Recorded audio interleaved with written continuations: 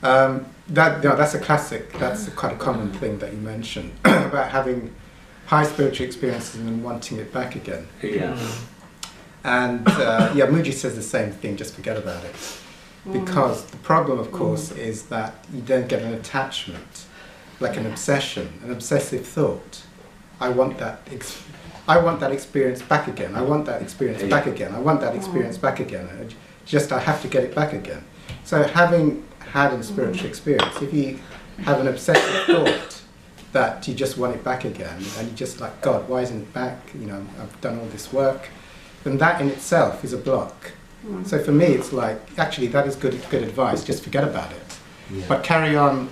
But for me as well, there's a different thing. Like I had the white light spiritual experience. There's a different thing about obsessively thinking to want it back, or just taking spiritual action.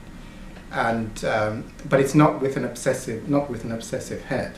It's like one wants to return home, but one is not going to engage in any obsession around it, to the extent that the obsession blocks the undoing of the ego, if that makes sense.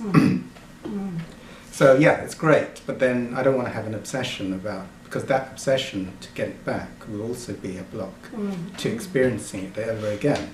So that has to be fully released. So all memories, all thoughts, all amazing experiences have to be released. And that's, so a lot of spiritual work is paradoxical in that, like I say with my with visualizations, you know, if you really want to, if you really want to be like, I guess, have an amazing, healthy body, then it's like to do the work, but let go of the attachment to outcome.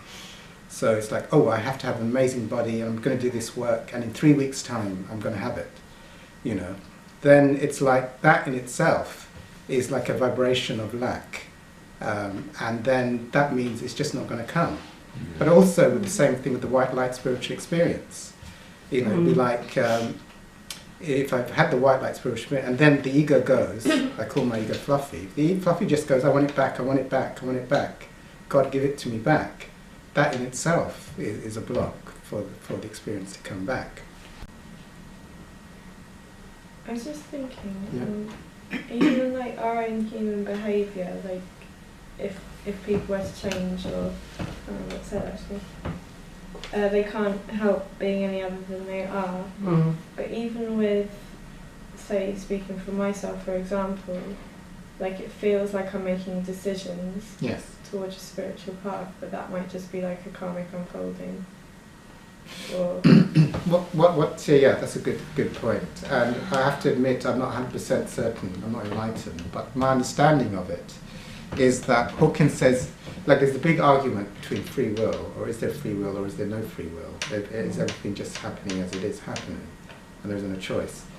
And my current understanding, and I may change my thinking in a while, but is that, okay, so Hawkins says that there is karma, there is free choice, but for me the free choice doesn't happen at the level of causality.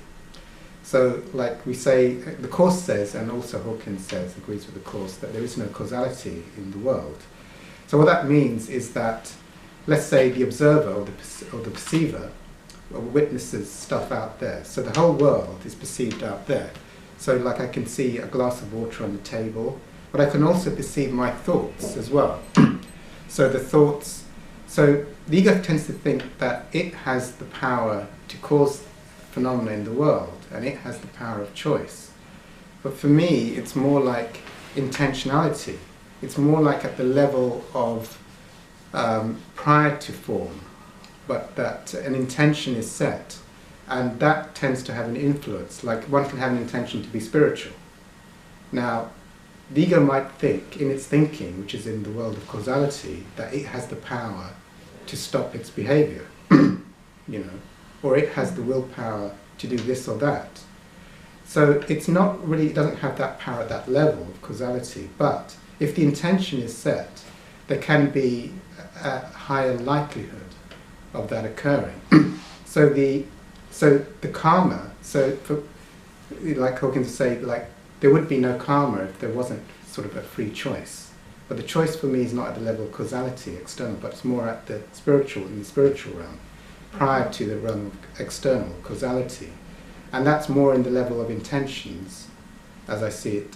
So I intend to be spiritual. I intend to be loving and kind. So that then sets up. Now the ego might think it can do that.